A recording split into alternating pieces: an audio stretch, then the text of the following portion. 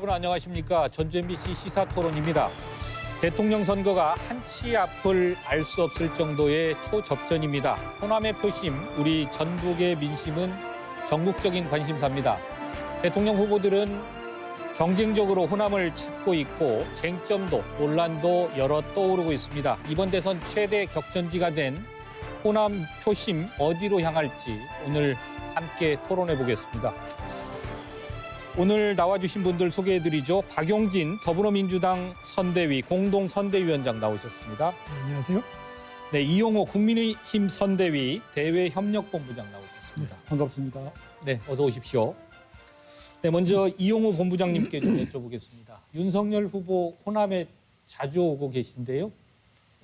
조금 예전에 보수정당 후보와는 다른 모습인데요. 어떻게 보고 계십니까? 윤석열 후보는 지금 국민 통합을 하겠다. 그리고 영호남 지역 감정을 완화하겠다. 이렇게 말씀을 하시거든요. 근데 기본적으로 국민 통합을 하려면 지역적으로는 이 호남을 빼놓고는 할 수 없잖아요.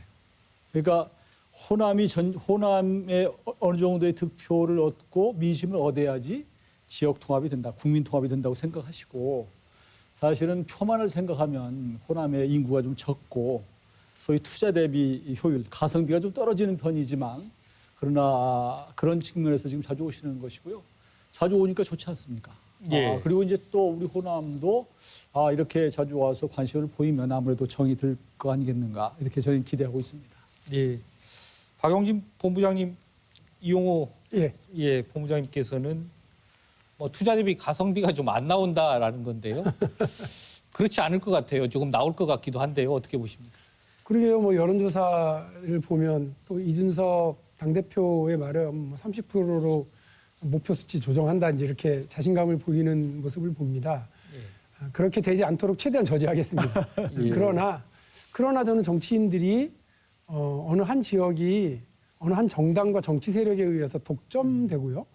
또 그거 독점되었다는 이유만으로 아예 찾지도 않고 가성비 따져가면서 방문을 아예 하지 않는다거나 혹은 그 해당 지역의 주민들과 유권자들에게 정성을 덜 기울이는 거 그거는 정말 못난 짓이고 잘못된 일이라고 생각을 해요. 윤석열 후보가 최근에 하이도까지 들어가서 김대중 대통령 생가를 이제 방문하고 또 김대중 정신에 대해서 이야기하는 게 낯설기도 하죠. 그러나 저는 그렇게 한 걸음 한 걸음 가는 것이 맞다고 생각합니다. 다만 최대한 저지하기 위해서 저희가 호남민들에게 그리고 특히 우리 전라북도 도민들에게 열과 성을 다하도록 하겠습니다. 하이도까지 가셨는데요. 실제로 이렇게 이제 뭐 새누리당이었든 국민의힘이든 김대중 전 대통령을 이렇게까지 이렇게 높여서 또 추앙한다고 그럴까요? 이런 분위기가 있지는 않았는데 조금은 달라진 분위기 같아요.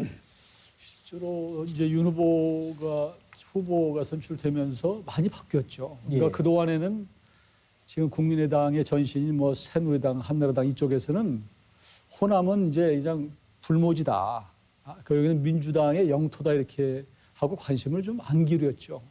그리고 역사적으로도 뭐 잘 아시겠지만 민주화운동 과정에서 호남은 많은 상처를 받았기 때문에 재발저린다고 아무래도 이제 그런 측면이 있었고 근데 지금 이제 그런 일이 있고 나서 벌써 한 40년 이상이 지났기 때문에 이제 미래지향적으로 국민을 통합하는 이런 대통령이 나와야 되지 않겠느냐.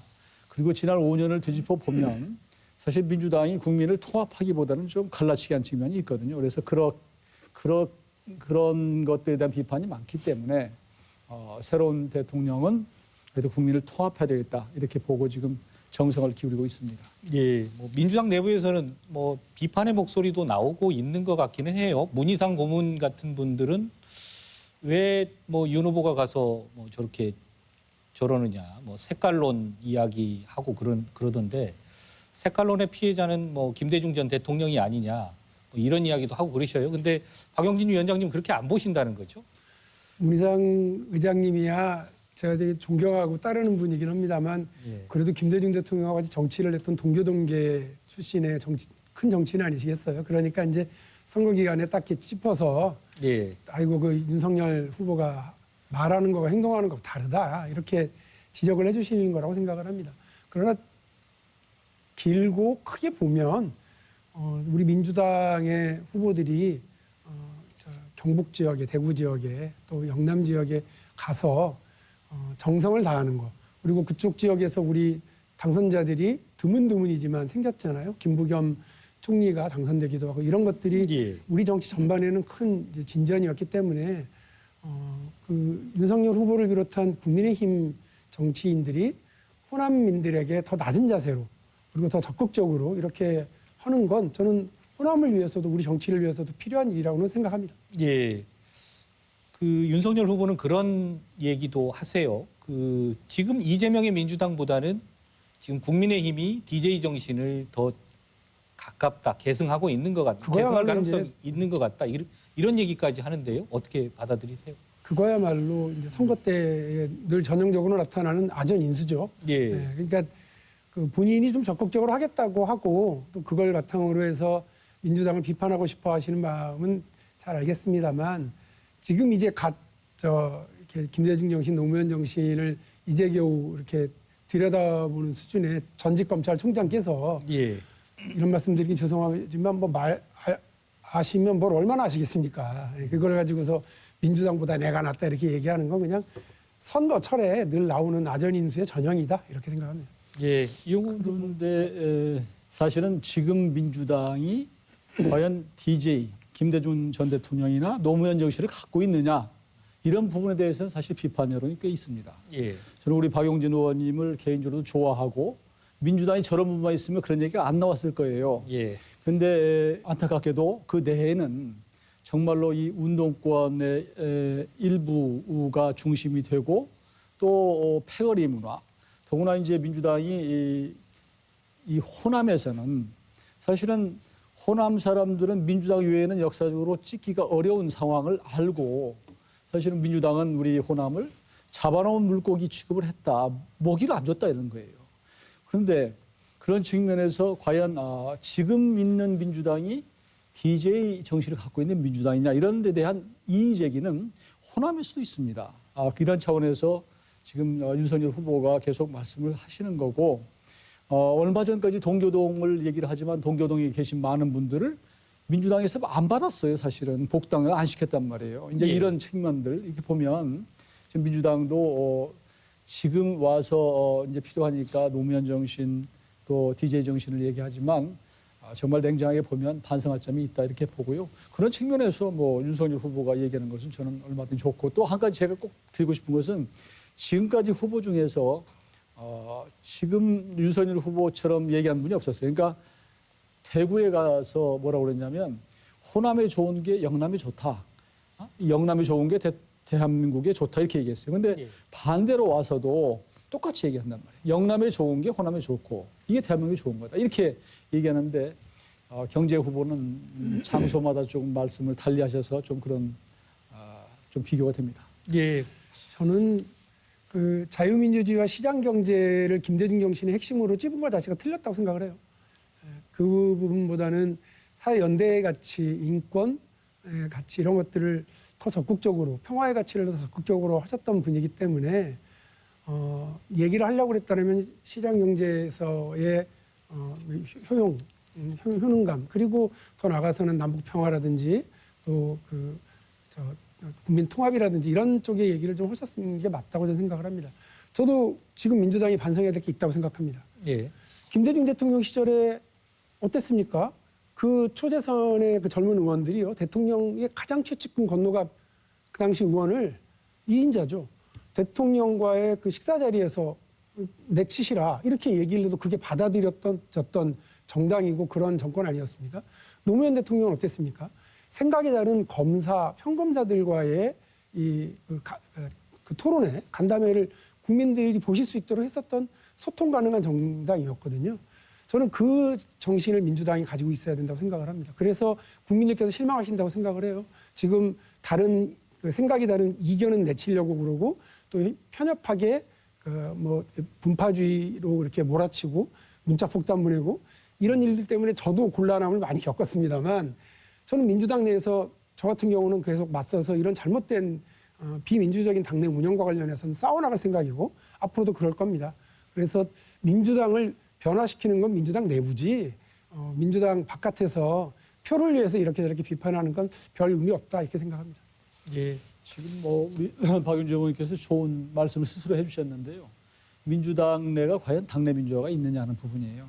이제 박윤주 의원님 같은 분, 예를 들면 뭐 조금박해 그래서 여러분 뭐 조홍천 의원님이나 이제 옛날 금태섭, 뭐 우리 박윤주 의원님도 들어가 계신데 이런 분들의 얘기가 제대로 받아들여지고 이게 정책에 반영되고 또 건전하게 당내에서 주축을 이루어서 간다면 정말로 소망스러운 정당일 거예요.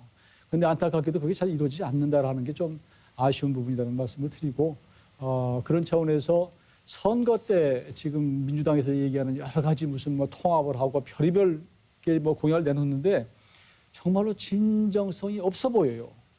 제가 이 호남에서 겪었던 민주당은 정말로 기득권 적폐예요. 패거리고. 저 같은 사람 왜 안 받습니까? 저는 정말로 그걸 뼈저리게 느꼈기 때문에 이런 말씀을 드리고 이 호남도 민주당에 대한 지지, 사랑 저는 충분히 이해를 합니다. 그러나 민주주의라고 하는 것은 늘 견제와 균형이라는 게 적절하게 이루어져야 되는데 너무 일방적으로 90% 이상 주는 것은 북한이나 뭐 중국도 아니고 이런 건 조금 생각해서 이번 투표를 좀 해주셨으면 하는 생각을 합니다. 예. 지금의 민주당이 과거 뭐 김대중 노무현 시대의 민주당과 조금 달라진 거 아니냐 이런 지적들을 두 분이 조금씩 해주신 것 같고요. 그래서 이번 대선에서는 호남의 판세가 어떨 것이냐 더 궁금해할 수밖에 없는데요. 이용 의원님, 그래서 이번 대선에서는 호남 주민들의 민주당 독점 구도 이것들이 좀 달라질 것이다 이렇게 보고 계시는 거죠? 저희는 그렇게 기대하고 있고 예. 사실 뭐 체감에서도 그런 것들을 느낍니다. 그러니까 저희는 지금 호남에서 30%대를 얻어야 되겠다 이렇게 지금 목표를 제시를 하고 있는데요. 물론 목표치이고 또 일부 여론조사에서는 그렇게 나온 것도 있고요. 그러나 이제 실제로 득표까지 얼마나 이제 연결될까 하는 부분은 뭐 알 수는 없지만 저희가 느끼는 것은 2030 세대를 중심으로 더 이상 지역과 이념 정당에 우리가 매여서 우리 미래를 손해보고 또 이 암담하게 만드는 것에 대해서 굉장히 실망하고 있기 때문에 2030 세대들이 굉장히 그걸 초월한 이념과 지역을 초월한 그런 투표 행태를 좀 보이는 것 같고 이런 것들이 좀 확산되면서 조금 이제 호남은 민주당을 지지하지만 그러나 또 늘 민주당을 싫어하는 그 여론이 한 30% 정도 있습니다. 그러니까 그 여론이 그동안의 투표에서는 무소속으로 대부분 갔거든요. 제3당으로 가거나. 근데 이번에는 제3당을 거치지 않고 바로 국민의힘으로 올 수 있다 이런 저희는 기대를 갖고 지금 보고 있습니다. 득표 목표치를 지금 30% 말씀하셨거든요. 네. 그러니까 이제 얼마 전 윤석열 후보가 또 다녀갔는데 군산, 익산, 정읍 이쪽 서해안을 조금 이렇게 훑어서 전남으로 가셨어요. 근데 현장에 이제 동행하셨을 텐데 분위기가 좀 다릅니까? 어떻습니까? 제가 뭐 전 선거를 그러니까 전 대통령 선거를 보지 않았기 예. 때문에 그건 모르겠지만 다만 저희한테 반응하는 것은 좀 다르고 실제로 저희한테 전화가 오는 거예요. 예를 들면 우리 호남 또 전북 또 저희 지역에서 오는 전화나 이 반응은 그런 정도는 목표치로 삼아도 되겠구나 하는 정도의 느낌이 있습니다. 박용진 의원님 뭐 예. 공동선대위원장이시고 그다음에 전북 출신이어서 이쪽의 민심 뭐 누구보다 잘 알고 계실 거고 또 이번 선거에서도 관심이 많으실 텐데 어떻게 지켜보고 계신가요? 민주당에 대한 실망 이런 것들을 뭐 잘 압니다. 특히나 뭐 우리 전라북도 지역만 하더라도 이 조금이라도 더 발전되고 더 나아지는 삶을 다들 기대하고 계시는데 전라북도 모든 인구는 전주가 빨아들이고 전주의 인구는 천안으로 서울로 수도권으로 이렇게 다 가버리는 걸 보면서 그러니까 도 차원에서 인구 소멸 문제를 가장 공포스럽게 생각하고 있는 곳이 바로 이곳 아니겠습니까? 그만큼 일자리도 부족하고 여러 가지 이렇게 삶의 질을 높이기 위한 제반 시설들이 필요하다고 생각합니다. 예. 저는 그래서 오히려 윤석열 후보와 적극적으로 경쟁하고는 싶습니다. 마찬가지입니다. 대구도 저게 뭡니까? 오히려 광주보다도 이렇게 대구하고 광주를 많이들 비교하는데 대구, 광주를 비교해 보면 오히려 광주의 지역 총생산량이라든지 지역 개인 경제력이라든지 소득 수준은 오히려 광주보다도 대구가 낮아요. 그러니까 그 지역의 지역 발전에 대해서 그 거꾸로 얘기하면 국민의힘은 뭐 한 거 있습니까? 왜 호남에 와서 큰 소리 치는 거예요? 마찬가지죠. 양쪽 다 적극적으로 구애가 있고 정치 세력들 간에 이런 노력이 있어야 된다고 생각합니다. 그러나 한 가지 제가 말씀드리고 싶습니다. 지금 우리가 우리 지역에 뭘 얼마나 누가 해준대 이거 좀 따져볼까? 이것도 중요하지만 여러분 지금 우크라이나 사태 보십시오. 그 우크라이나 젤렌스키 대통령이요. 그 드라마 하나 딱 반짝 떠가지고요. 이게 부정부패 없고 깨끗한 어떤 정치인의 표반처럼 이렇게 돼가지고 대통령이 돼버리셨거든요. 그 지금 우크라이나 사태를 놓고 서방 세계가 회의를 할 때 우크라이나 대통령을 안 불러요. 러시아가 우크라이나 돈바스 지역을 침공할지 말지를 될 때 우크라이나를 적으로 생각을 해요. 대통령이라고 하는 사람이 사라져버렸습니다. 경험이 없는 사람이 대통령이 잠깐 반짝 인기를 가지고 대통령이 되었을 때 이렇게 되는 겁니다. 얼마 전에 토론 보셨잖아요. 건성건성 대답합니다. 국가에 매우 중요한 경제정책에 대해서 얘기하는데 건성건성 대답해요. 그렇게 이분이 검사를 하실 때 수사를 건성건성하면 한 사람의 인생을 폭 망치죠. 그러나 대통령이 되셔서도 이렇게 건성건성 하시면 나라를 망칩니다. 우크라이나가 정확하게 지금 그 상황을 보여주고 있다고 저는 생각하고요. 그래서 우리 전라북도 도민 여러분들 우리 지역에 누가 얼마나 더 해준대 이것도 중요하지만 누가 정치를 제대로 이끌고 나라를 이끌어 나갈 경험이 있고 그런 성과를 가지고 있는지 누가 더 유능한지 이거를 정확하게 보시고 선택해 주실 것을 다시 한번 당부드립니다. 예, 그 말씀 거기에 대해서도 잘 한번- 들었고요. 네, 다만 제가 조금 하나 더 궁금한 건 민주당 입장에서도 호남이 달라질 것 같다, 아니다, 달라지지 않을 것이다. 어떻게 판단하시냐는 것. 예전하고 똑같은 그런 압도적인 지지가 나올 것으로는 보지 않습니다. 예, 그 결과가 나오게 되면 민주당 안에서도 우리가 뭘 그동안에 소홀히 했는지 이런 것들을 따져보게 될 거라고 생각을 합니다. 그래서 아까 말씀드린 것처럼 지역 자체 발전을 위해서는 어쨌든 경쟁적인 정치 구도가 계속 이렇게 만들어져 나가는 건 저는 나쁘다고만 생각하지 않습니다. 박용진이 전라북도든이 경쟁적 지역 구도가 만들어지라고 했단다. 이렇게 되면 우리 이제 동료 의원들한테 한 소리씩 들을지는 모르겠습니다만 마찬가지로 우리가 대구 가고 경북 갔을 때 저는 똑같이 그 얘기를 하기 때문에요. 우리 민주당은 대구 경북을 더 확장해 들어가고 이렇게 노력을 하겠습니다.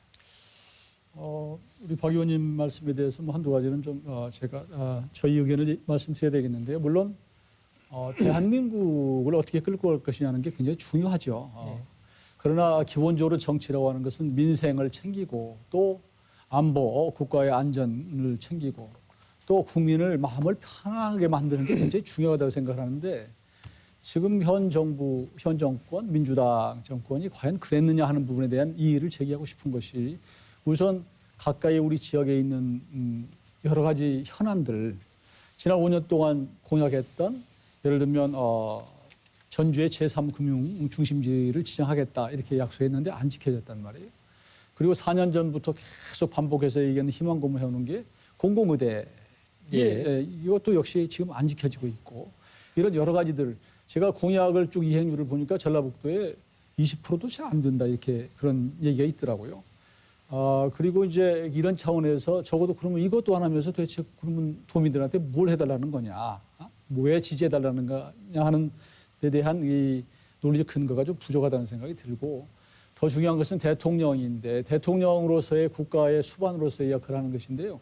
저는 경험 매우 중요합니다. 나 나름대로 다 그 정도 올 때까지는 이제 경험을 한 것인데 이제 경험이 국정운영 경험과 그다음에 이제 아닌 것의 경험 이게 다 중요하지만 더 중요한 것은 제대로 된 경험, 제대로 된 성과를 냈느냐는 것이에요. 그러니까 저는 이재명 후보 같은 경우는 나름대로는 지금 치적이라고 내놓는 대장동이나 백형동이나 혹은 뭐 여러 가지들에 대해서 굉장히 말이 많고 이건 의혹투성입니다. 이건 성과로 내세울 수가 없는 거예요.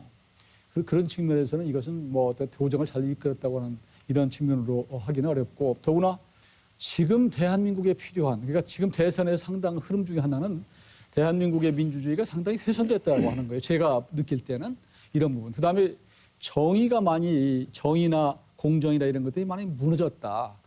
내로남불 때문에 이런 거거든요. 그러니까 그런 측면을 바로 세우는 거예요. 예를 들면 지금 정권교체 여론이 50%가 넘는 이유가 뭐겠어요? 저는 민주당이 그냥 일방적으로 국민의 여론에 상관없이 밀어붙여서 그러는 거예요. 그것 때문에 저는 정권교체 여론이 높다고 생각하는 거고, 그다음에 민주주의가 훼손됐다고 하는 것은 사실은 김명수 대법원장 오고 나서 사법부에 대한 신뢰가 굉장히 떨어졌습니다. 얼마 전에는 정말로 그 모든 심판 역할을 중립적으로 해야 될 중앙선관위 조혜주 상임위원 시켜가지고 뭔가 좀 기울어진 운동장을 만들고자 해서 엄청나게 하다가 결국은 역사에 한 번도 없었던 선관위 위원들이 다 들고 일어나서 직원들이 들고 나서 결국은 포기한 거 아니에요. 그러니까 그런 차원에서 민주주의가 무너진 훼손된 이걸 바로 세우는 데는 정말 누구한테 외압도 굴하지 않고 뻗댈 수 있는 저는 윤석열 후보 같은 사람 필요하다 저는 그렇게 생각을 하죠.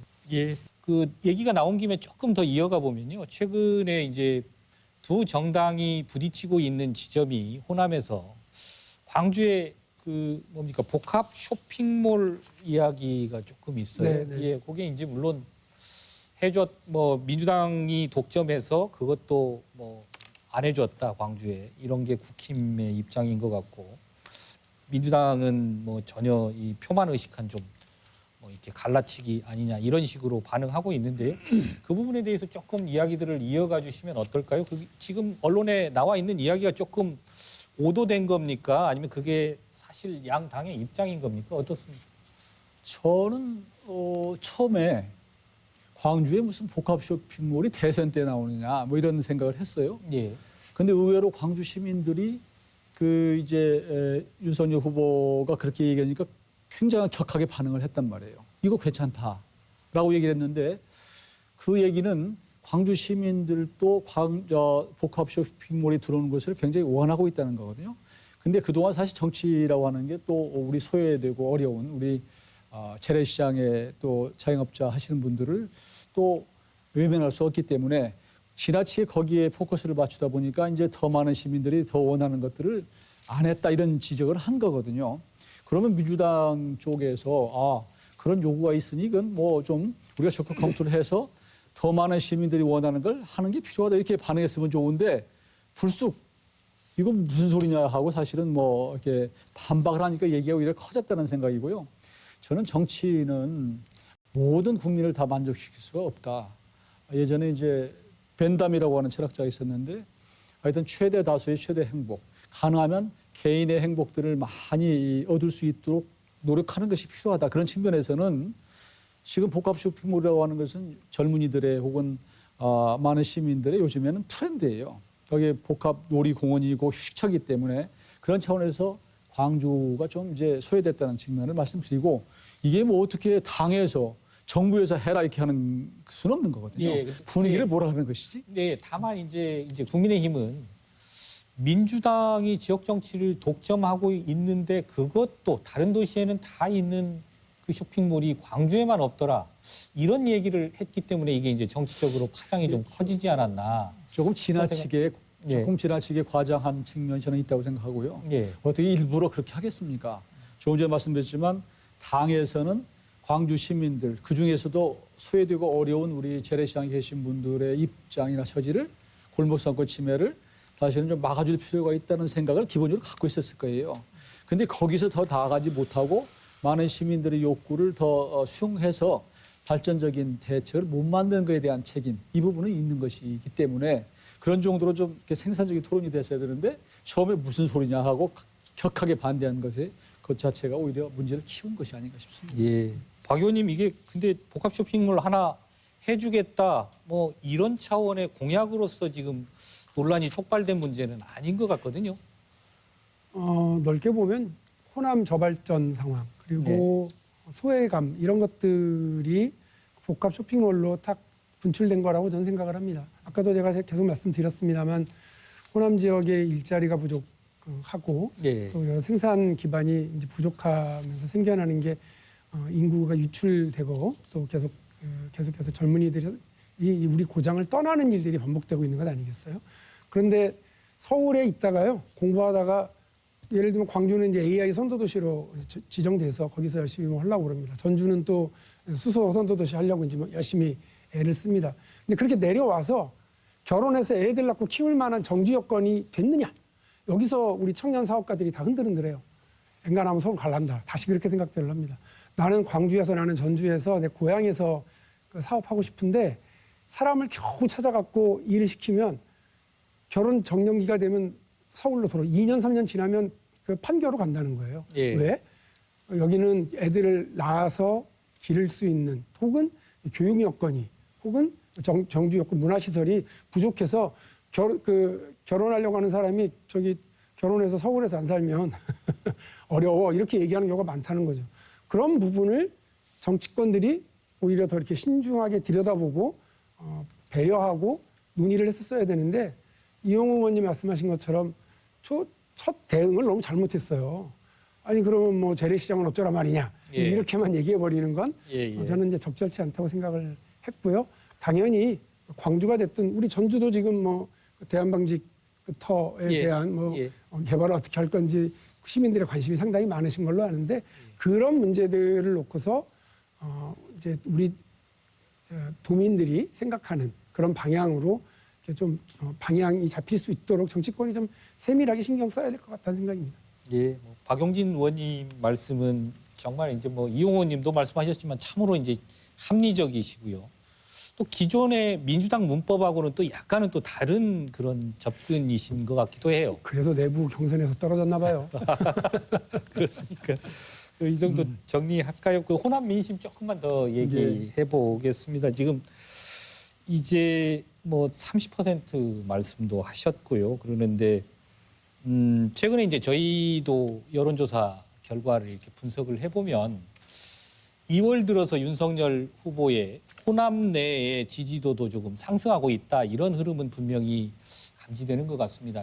그게 또 뭐 단일화 국면 속에서 또 어떻게 흔들릴 수도 있겠지만 그 과정에서 이제 이게 왜 벌어진 일이냐 쭉 지금까지 해온 말씀으로는 뭐 민생을 보살피지 않았다라는 말씀도 있었고요. 그런 부분에서 조금 이제 책임을 느끼는 그런 말씀도 해주셨는데 저는 이렇게 한번 질문을 해보고 싶습니다. 호남 민심 전체가 지금 바뀌고 있는 겁니까? 아니면은 전국적으로 빚어지고 있는 어떤 계층 간, 세대 간의 표심 이런 차이가 호남 내에서도 어떤 호남 내의 2030이 이끌고 있기 때문에 변한 것이냐 아니면 호남 민심 전체가 변하고 있는 것이냐 이렇게 질문 드리면 어떻게 조금 답변을 하실 수 있을까요? 기본적으로 민주당이 너무 호남에서 안주했어요. 그러니까 여기는 민주당으로 볼 때 호남은 절대로 우리 손아귀에서 벗어나지 않을 것이다. 벗어나도 무소속 정도 갔다가 다시 돌아온다. 이런 생각을 해왔단 말이에요. 근데 그게 자꾸 이제 너무 오래되다 보니까 그리고 이제 선거 때만 되면 민주당이 보여요. 그러니까 평소 때는 호남에 있는 의원들, 민주당 의원들이 당내에서 그렇게 목소리를 높이고 우리 지역을 위해서 뭔가 어떤 그 지분을 찾기 위해서 큰 주장을 했다는 걸 별로 보지를 못했어요. 그러니까 실제로 민주당이라는 것이 호남의 기반인 정당인데 실제로 서울에 가서는 그 당만큼 지분을 확보하지 못한 것들 이런 마음들이 있고 그런데 꼭 선거 때 되면 모든 사람들이 다 해서 민주당 한단 말이에요. 그러니까 그런 거에 대한 좀 너 해도 너무한다. 실제로 변한 게 없는데 이런 마음들이 있다. 그 여론이 제가 보기에는 많이 잡으면 40%, 적게 잡으면 30%가 있습니다. 그래서 그런 여론이 이번에는 이제 중간 당이었기 때문에 국민의힘으로 좀 오고 있고 그걸 촉발시키는 것은 2030들이 이 불을 붙이고 있다 그렇게 생각합니다. 알겠습니다. 2030이 촉발은 시키지만 호남 민심 자체가 지금 바뀌고 있다는 말씀이거든요. 저도 뭐 그렇게 봅니다. 2030의 뭐 적극적인 의사 표출 이런 부분들이 일단 있는 거고요. 그다음에 민주당이 아까 좀 말씀하신 게 호남 정당이다 이렇게 얘기하셨는데 사실 어떻게 보면 민주당은 이제 수도권 정당화 된 거 아니냐라고 하는 평론가들도 많아요. 그러니까 그 민주당의 주요 지지층 물론 호남과 수도권에 살고 있는 이제 그 자녀들 세대, 그러니까 30, 40, 요 세대들의 정당이다 이렇게들 이제 보는 거죠. 그런데 진짜 최근에 보면 그 호남의 그 의견이 형성돼서 수도권에 영향을 미치던 이런 커플링 현상이 많이 좀 이게 좀 먹히질 않고 있는 예. 이런 상황이고요. 호남은 호남대로 힘들고 수도권은 수도권대로 힘듭니다. 그 서울이 민주당한테 약체 지역인 경우가 지난 4.7 재보궐선거 때부터 지금까지 계속 그렇거든요. 저 아주 힘든 상황인데 이런 상황을 면밀히 봐야 될 거예요. 그러니까 호남은 지역 차별과 저발전이라고 하는 이중굴레에 놓여 있다. 이걸 어떻게 극복시킬 것이냐. 수도권의 민주당 지지층들은 민주당의 내로남불 그리고 민주당의 경제적인 부책임한 태도, 부동산 문제 이런 것들 때문에 엄청 많이 실망했다. 저 지점을 정확하게 좀 알아야 된다고 생각하고요. 그 잘못된 부분을 정확하게 찾았으면 거기를 개선하고 반성하고 새로 출발하기 위한 노력을 해야 된다고 저는 보거든요. 그렇게 해 나가도록 하겠습니다. 예. 그동안 그러니까 민주당이 사실은 우리 국민들이 민주당한테 굉장히 기대를 했거든요. 그러니까 지난 총선에서도 거의 180석 가까운 의석을 주었고 지방선거에서는 거의 싹쓸이를 주었는데 좀 오만했다 저는 그렇게 봐요. 그러니까 국민들의 목소리를 잘 경청하고 했으면 훨씬 지금보다 나아졌을 텐데 사실은 지금 현 정부가 정권이 정책을 잘 못하려고 일부러 그렇게 했습니까?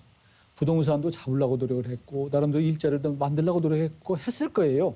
저는 그렇게 선의를 믿어요. 그런데 문제는 그 과정에서 보여준 모습이나 이런 민주당의 모습은 기고만장했어요. 사실은.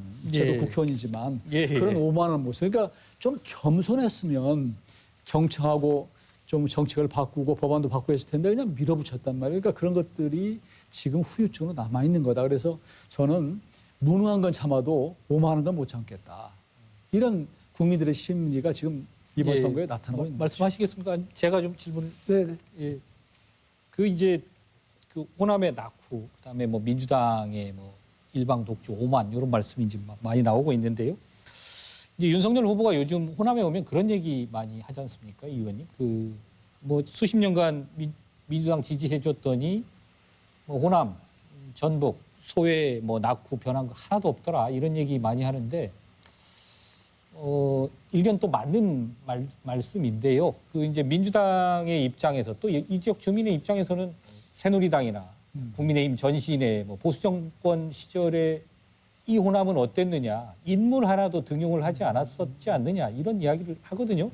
원래 낙후와 소외의 책임은 국민의힘에 있는 거 아니냐 이런 질문들 하는데요. 그 부분은 어떻게 그러니까 이제 답변하실까요? 대한민국의 현대 정치사를 따라가면 사실은 모든 경제 기반이 영남에 많고 또 오랫동안 군부 정권이 있으면서 그쪽의 인맥들이 다 경제계를 장악하고 이런 게 있겠죠. 그래서 기본적으로 호남이 소외된 것은 사실이고 그리고 그러다 보니까 이제 지역을 기반으로 한 정당이 생겼고 또 지금 예전에 보수 정당들은 호남을 거의 이제 신경을 안 썼단 말이에요. 예. 그런 데 대한 책임이 크죠. 저는 그건 다 동의한다고 생각을 하고 다만 이제 그래도 가끔 가다가 조금 신경 쓸 때가 있었어요. 예를 들면 새만금도 이 예산 진척된 것을 보면은 오히려 보수 정권 때 좀 더 예산이 투입된 이런 게 있었는데 그렇다고 해서 그게 합리화된 것은 아니고요. 기본적인 것은 그렇게 왔다는 것을 제가 인정하고 다만 앞으로 미래를 위해서 다음 세대를 위해서 어떻게 그러면 대한민국의 정치를 끌어갈 것이냐 하는 부분인데 다행히 이제 윤석열 후보 같은 경우는 어떤 진영이나 이념이나 또 정치적으로 계파 이런 게 없이 이제 통합해서 가겠다는 것이니까 저는 그 진정성을 믿고 싶고 저도 거기에 일원으로 참여를 해서 조금 호남에 대변할 수 있으면 대변하는 것을 하겠다 이런 말씀을 드리고요. 그래도 최근에 여러 가지 공약 내놓은 것을 보면 조금 전북 지역에 새로운 것들을 한두 개씩 내놓더라고요. 새만금 이것은 다 공통 공약이기 때문에 그렇고 예를 들면 무주의 국제 태권도 예. 사관학교 이건 정말로 우리 도민들은 이거 된다면 굉장한 일인데 별로 눈여겨 안 보더라고요. 예. 이거 그다음에 국립체육 종합훈련원을 남원에 세우는 것도 이런 것들은 좀 눈에 띄는 공약이라고 저는 생각합니다. 왜냐하면 태권도 부분을 조금만 설명을 드리면 전 세계적으로 태권도 인구가 굉장히 많잖아요.